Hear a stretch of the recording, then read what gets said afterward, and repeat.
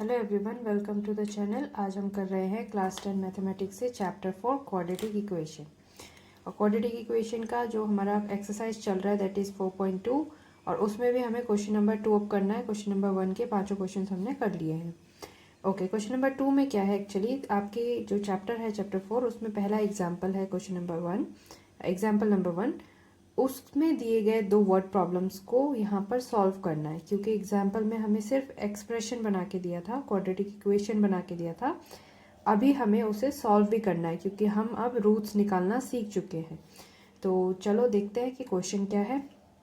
तो पहले तो क्वेश्चन हमें दिया है कि John and Jeevanti together have 45 marbles. दो फ्रेंड्स है जॉन और जीवंती, इन दोनों के पास मिलाकर 45 मार्बल्स हो रहे हैं। Both of them lost 5 marbles each. दोनों ने 5-5 मार्बल्स खो दिए। ठीक है, तो पाँच मार्बल्स दोनों ने अपने अपने खो दिए। And the product of their marbles they now have. और अब 5-5 मार्बल्स खोने के बाद जो उनके पास मार्बल्स के प्रोडक्ट रहता है दोनों का, वो है 124। तो हमें बोला है how do you like to find out how many marbles they had to start with.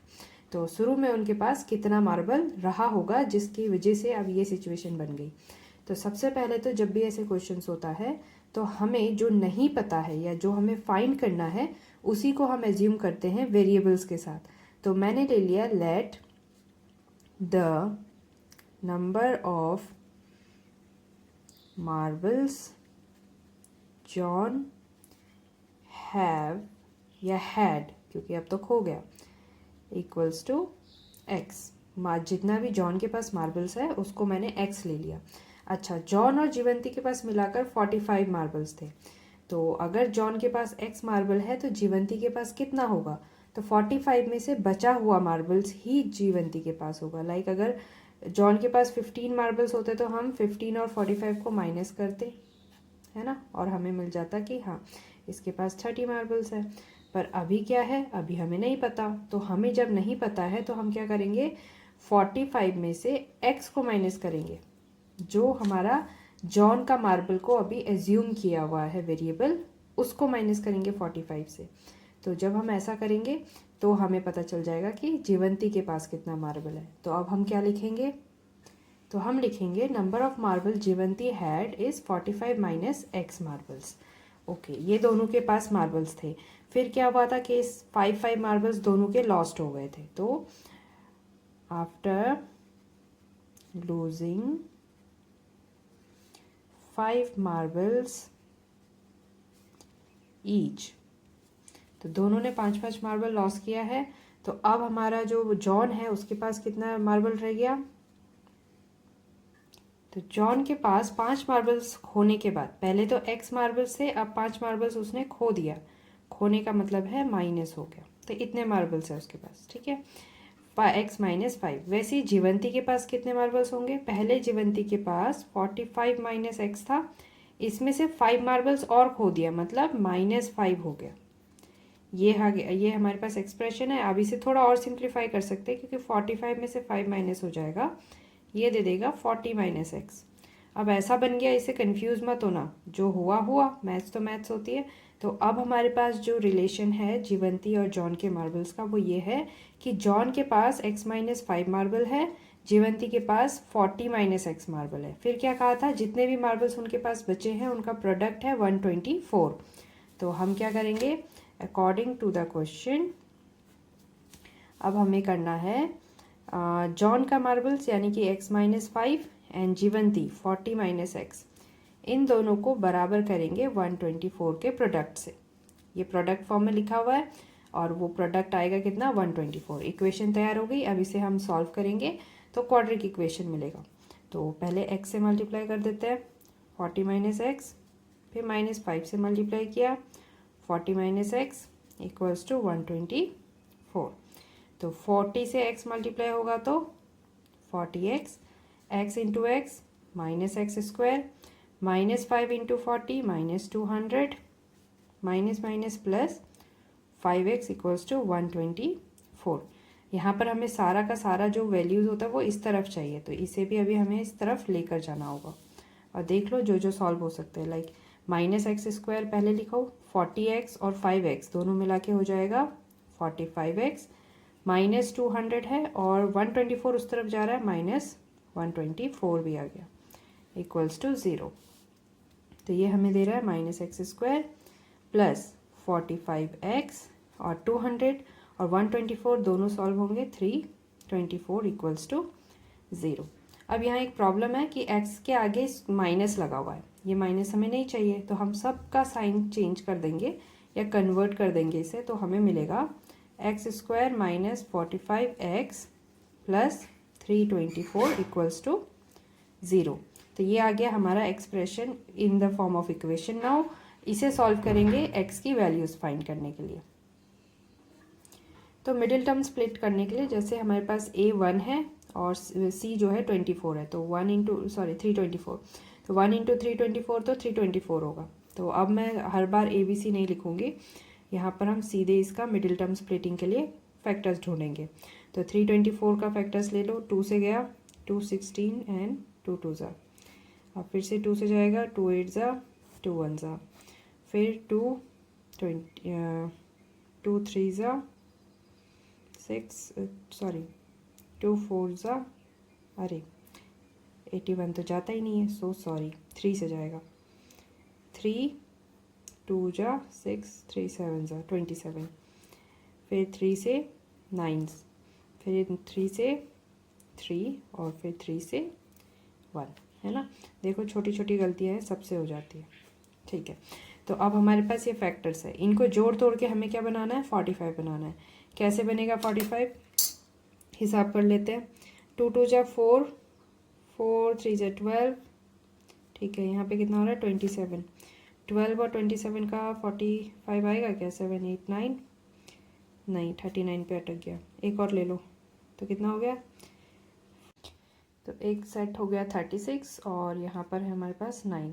अब देख लेते हैं 36 और 9, हाँ 36 46 एक कम 45 है ना, प्लस करने पर हमें 45 मिल रहा है, मल्टीप्लाई करने पर 324, तो ये हमारे फैक्टर्स बन जाएंगे। तो अब हम इनको कैसे करेंगे, एक्स स्क्वायर माइनस बाहरी छोड़ो, पहले 45 का हिसाब किया हुआ है हमने बस, तो 36x minus 9x plus 324, sorry plus 9x plus equals to 0, ये आ गया एक्सप्रेशन। इसे अलग कर देते हैं, माइनस 36 हो जाएगा और minus plus minus 9x plus 324 equals to 0। तो अब इन दो टर्म में से कॉमन लेना है और बाकी के दो टर्म में से कॉमन, इन दोनों में x कॉमन आ रहा है, x बाहर लिख दिया, x माइनस 36 हमारे पास बच गया। माइनस थर्ड टर्म का जो माइनस होता है हमेशा कॉमन आउट होता है, फिर दोनों में से 9 कॉमन होगा।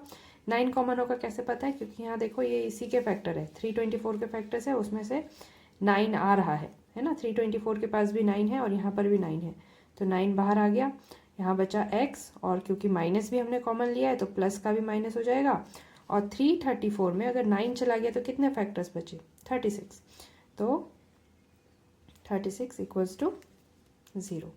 तो अब हमारे पास जो एक्सप्रेशन है इसमें से ब्रैकेट कॉमन आ रहा है, इसे साइड में लिख देते हैं, और x माइनस 9 बच गया इक्वल्स टू 0। तो ये आ गया हमारे पास फैक्टर्स, फैक्टर्स को इक्वल टू 0 लिखा हुआ है, यानी कि ये आगे सॉल्व होगा। तो इसके लिए हम करेंगे आइदर और, तो अब हम करेंगे either x minus 36 equals to 0 और x माइनस 9 इक्वल्स टू 0। तो x माइनस 36 यानी x इक्वल्स टू 36 हो जाएगा, और x माइनस 9 यानी कि x इक्वल्स टू 9 हो जाएगा। तो ये आ गए हमारे पास दो रूट्स ऑफ द x, यानी कि x की दो वैल्यूज। अच्छा, ये क्वेश्चन में था क्या, क्वेश्चन में हमारे पास था कि जॉन और जीवंती के पास x और 45 माइनस x मार्बल्स है। तो अब हम बताएंगे कि किसके पास कितना मार्बल्स आ रहा है। देखो दोनों हमारी जो वैल्यूज़ आ रखी है, ये आंसर सही आ रखा है, इसका मतलब हम ऐसे बोल सकते हैं, हमें पास दो केस आएंगे आंसर्स के। पहला आएगा कि number of marbles John had, कितना है 36, तो तब नंबर ऑफ मार्बल्स जीवंती हैड कितना हो जाएगा, 45 माइनस 36 यानी कि 9 मार्बल्स। और दूसरा सिचुएशन क्या है कि जब जॉन के पास एक्स की जगह 9 मार्बल्स होगा। देखो एक्स जो है वो जॉन का मार्बल्स है, तो अगर एक्स 36 है तो भी वो जॉन के लिए ही है, एक्स 9 है तो वो जॉन के लिए है। ये 9 को ये मत समझना, जब 9 है तो जॉन के पास 9 मार्बल्स है। दूसरा केस है नंबर ऑफ मार्बल्स जॉन है, अगर उसके पास 9 मार्बल्स है तो number of marbles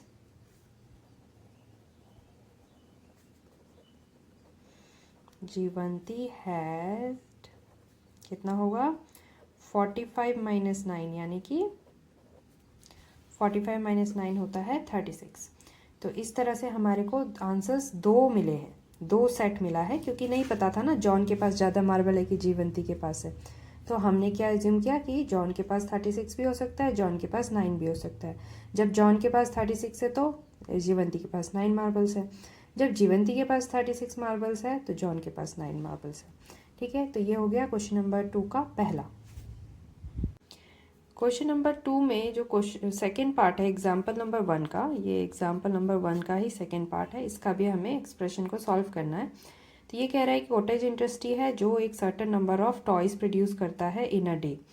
cost of the production of each toy was found to be 55 minus the number of toys produce, number of toys produce जो हमें नहीं पता है, और cost of production of each toy, एक एक टॉय का, ये दोनों रिलेटेड है। कितना है 55 minus number of toys produce in a day. ठीक है, on a particular day the total cost of production was इतना। Total cost of production is different, ठीक है, cost of one toy, cost of total production. अच्छा, तो हमें बोला है we would like to find out numbers of toys produce on that day, तो कितने नंबर ऑफ टॉयज हमने उस दिन प्रोड्यूस किए। तो सबसे पहले तो जो फाइंड करने को बोला है उसको वेरिएबल दे देंगे, तो हम लिख लेंगे let the number of toys produced on that day be x. तो एक्स टॉयज हमने एक दिन में प्रोड्यूस किया था किसी पर्टिकुलर डेज में। ठीक है, उसके बाद क्या था कि जितने भी उन्होंने टॉयज प्रोड्यूस किए होंगे हर टॉय का कॉस्ट उससे रिलेट है। कैसे है, cost of production of each toy क्या होगा,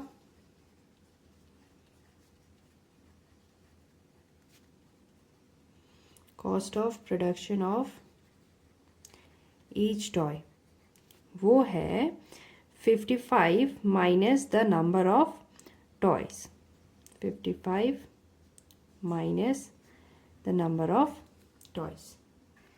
अब क्या कहा है कि जो एक टॉय का प्रोडक्शन में इतना रुपीस लग रहा है, इतने टॉयज हमने प्रोड्यूस किए, और एक दिन में जो प्रोडक्शन हुआ है उसका हमारे पास कुछ 750 खर्च आया है। देखो अगर 10 टॉय बन रहा है 5-5 रुपये में, तो हमें पता है कि 50 रुपीज़ का हमारा खर्चा आता है।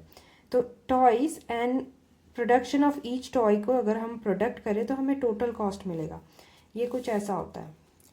पहले तो अकॉर्डिंग टू द क्वेश्चन हम कर रहे हैं, तो number of toys into cost of each toy produce equal होगा टोटल कॉस्ट।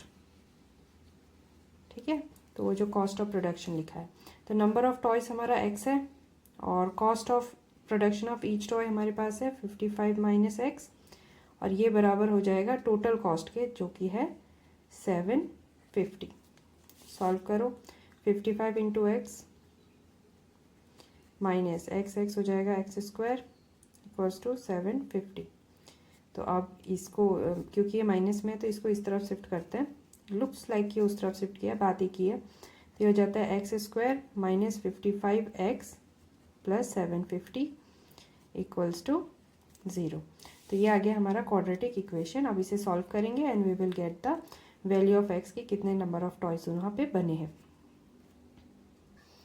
अब हमारे पास x के आगे a की वैल्यू 1 है, c की वैल्यू 75, तो 750, तो प्रोडक्ट करोगे तो 750 ही आ रहा है। तो 750 को पहले कर दो प्राइम फैक्टराइजेशन इसका, 2 से जाएगा, 2 3 ज़ा 6, 2 7 ज़ा 14, 2 5 ज़ा 10। अब 3 से जाएगा, 3 1 जा, 3 2 जा 6, 3 5 ज़ा 15, 5 से जाएगा, 5 2 ज़ा 10, 5 5 ज़ा 25, फिर 5 से जाएगा 5 5 ज़ा एंड 5 1 ज़ा। अब इनकी पेयरिंग हमें देखनी होगी। 2 3 ज़ा तो 6 होता है, यहाँ 125 बहुत बड़ा हो जाएगा। 2 3 ज़ा 6, 6 3 ज़ा 6 5 ज़ा 30 और 5 5 का 25 होता है। ये हो गया 30 और 25 प्लस करेंगे 55 आता है, मल्टीप्लाई करोगे 750। तो हमें क्या मिला, एक्स स्क्वायर माइनस बाहरी छोड़ो, अभी हम लिखेंगे 30x प्लस 25x। ये हमारा मिडिल टर्म स्प्लिट हो गया, 750 इक्वल्स टू 0। अब माइनस को डिस्ट्रीब्यूट कर दो, x square minus 30x minus 25x plus 750 equals to 0। तो ये हो चुका है। अब इन दोनों में से कॉमन आउट होगा x, हमें मिला x माइनस 30। इधर माइनस कॉमन लेना है, तो यहाँ से x कॉमन आ गया, हमें मिला x माइनस 30। माइनस कॉमन है क्योंकि ये थर्ड टर्म का साइन है, और उसके साथ यहाँ देखो हमारे पास 25x है और यहाँ 750 है। कैसे डिसाइड करेंगे कॉमन क्या आएगा, तो यहाँ पे देखो 750 का जो फैक्टराइजेशन है उसमें 25 भी एक फैक्टर है, 25 और 30। तो मैंने अगर 750 को 25 इंटू 30 लिखा तो भी सही है, तो मैं 25 को कॉमन आउट कर रही हूँ, ठीक है। तो ये हमें मिलेगा x, और क्योंकि माइनस कॉमन गया तो प्लस का साइन कन्वर्ट हो जाएगा माइनस में, और यहाँ देगा 30, ब्रैकेट सेम आ रहा है, इसका मतलब हम सही जा रहे हैं, इक्वल्स टू 0 पे। तो हम अब लिख सकते हैं x minus 25 in another second bracket, और पहले में आ गया x minus 30 equals to 0। Either और करेंगे x की वैल्यू हमें मिल जाएगी, either x minus 25 equals to 0, तो x इक्वल्स टू हो जाएगा 25, और x माइनस 30 इक्वल्स टू 0, तो x हो जाएगा 30। फिर इस केस में भी देखो दो सिचुएशन आ गई कि x की वैल्यू 25 भी हो सकती है, x की वैल्यू 30 भी हो सकती है, और x था क्या, x था कॉस्ट का, नंबर ऑफ टॉयज़ का वैल्यू। तो अब अगर हमको देखना है तो जो x की वैल्यू है दैट इज़, अगर 25 के लिए देखना है तो पहले मैंने लिखा नंबर ऑफ टॉयज़ जो है वो आ गया 25। तो कॉस्ट ऑफ प्रोडक्शन कितना था, कॉस्ट ऑफ प्रोडक्शन है 55 माइनस एक्स, तो 55 माइनस एक्स मतलब 55 माइनस 25, तो इतना इसका वैल्यू आएगा 30। यानी अगर 25 टॉयज़ बन रहे हैं तो 30 रुपीज़ का एक टॉय का खर्चा आया है प्रोडक्शन में। उसकी जगह अगर x की तो दूसरी वैल्यू 30 भी आ रखी है, तो मैंने लिखा है नंबर ऑफ टॉयज़ 30, तो उस समय कॉस्ट ऑफ प्रोडक्शन कितना होगा 55 माइनस 30 यानी कि 25, ठीक है। तो ये आ गया हमारा cost of production of each toys, यानी अगर 30 टॉयज़ बनेगा तो 25 रुपीज़ में बनेगा, और 25 टॉयज़ बन रहा है तो तब वो 30 रुपीज़ का कॉस्ट ऑफ प्रोडक्शन लेके बन रहा होगा। दोनों आंसर सही है क्योंकि हमारा जो x की दो वैल्यूज़ आई है दोनों वैलिड है ना, दोनों पॉजिटिव वैल्यूज़ है। रुपीज़ की नंबर ऑफ टॉयज़ की बात हो रही है तो वो पॉजिटिव है, और फिर जब रुपीज़ की बात की तो दोनों पॉजिटिव वैल्यू आ रखी है, तो हमें दोनों ही आंसर्स को लिखना होगा एंड में। ये हो गया क्वेश्चन नंबर 2 के दोनों क्वेश्चंस।